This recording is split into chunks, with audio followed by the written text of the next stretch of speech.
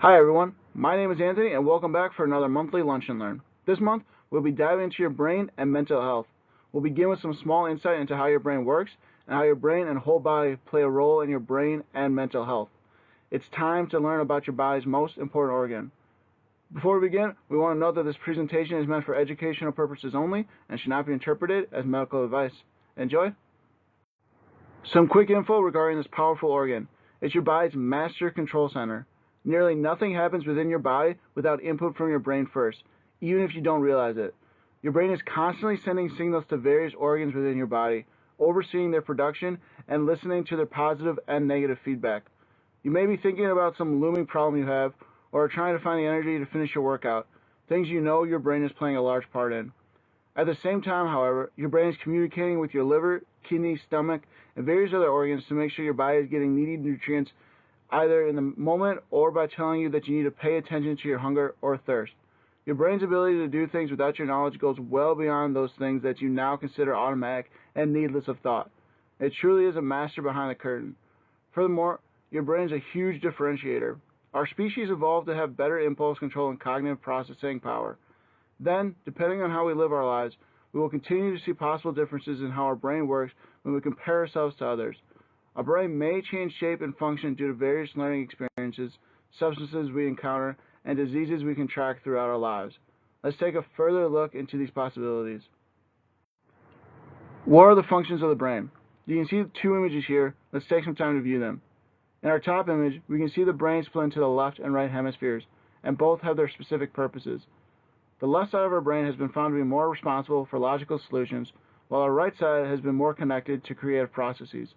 Furthermore, when it comes to controlling the rest of our body, the brain actually has a crossover system, meaning that the left side of the brain controls the right side of your body, and vice versa. Additionally, each hemisphere has various anatomical parts.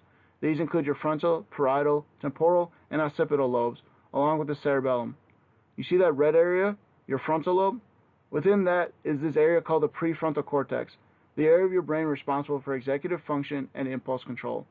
It was originally thought that this area of your brain keeps developing until the mid-20s. However, research is beginning to suggest it continues to develop well into our 30s or even 40s.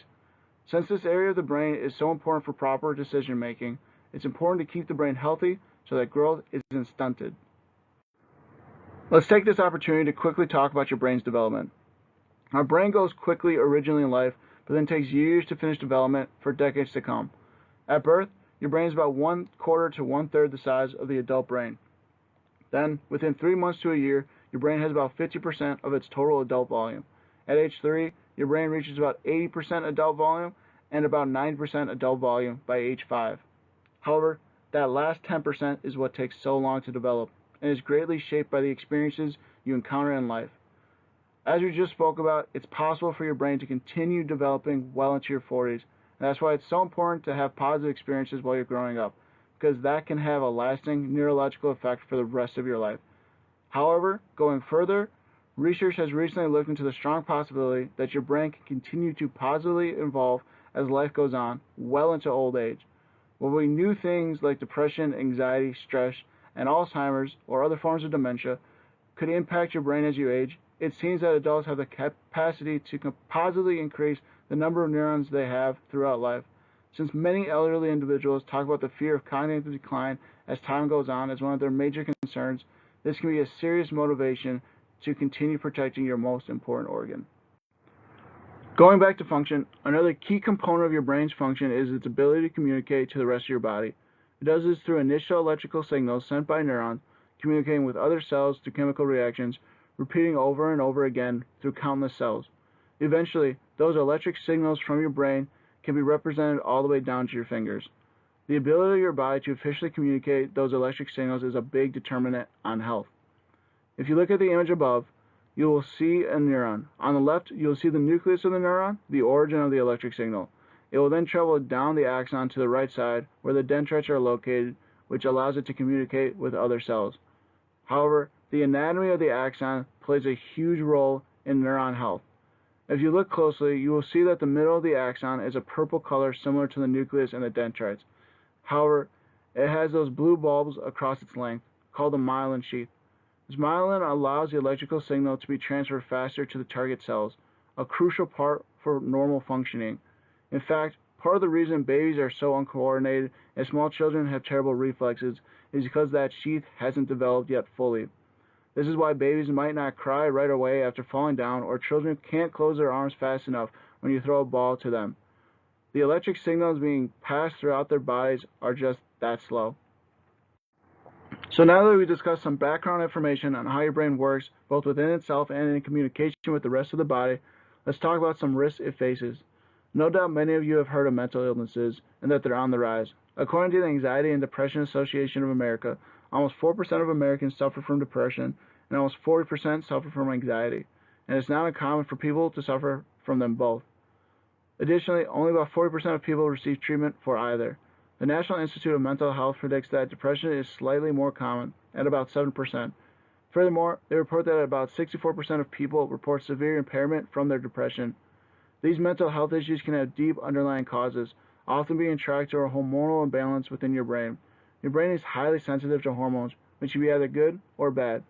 These mental health issues happen when you have more bad chemicals circling your brain than good ones, which can be due to having a high production of damaging chemicals or having a low production of good chemicals. To be fair, very few chemicals are inherently good or bad, but rather it follows the old adage, too much of a good thing is bad. Additionally, you can have health risks to your brains that result in physical problems.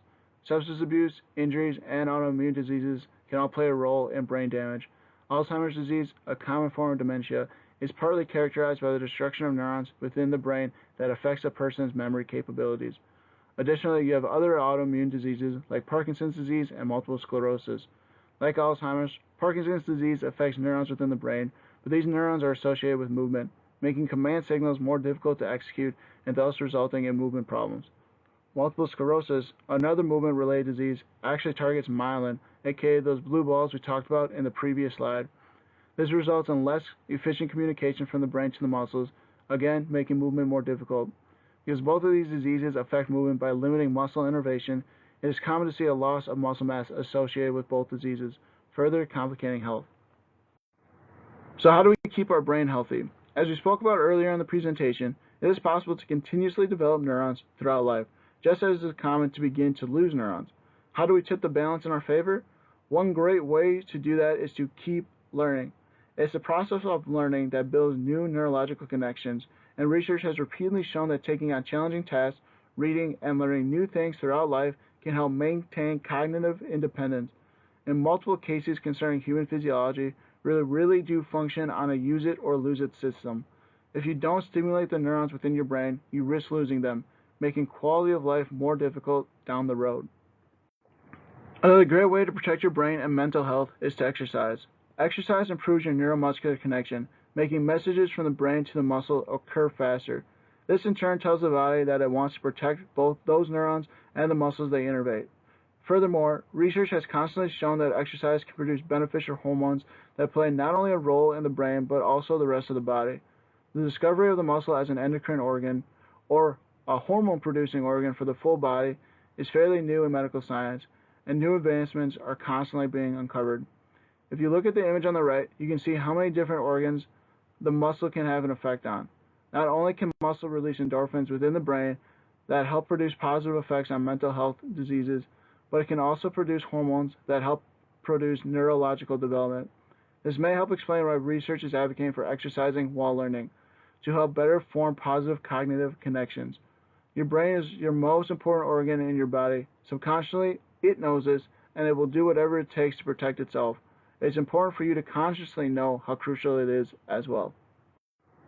I want to thank you guys so much for joining me this month, and I hope you were able to take away some valuable information to move forward with. If there are two things to take away, they are to keep learning and to exercise while you do it. If you ever have any questions about this or anything regarding your health and fitness journey, we at the Place for Wellness would be more than happy to have a conversation with you. Thank you.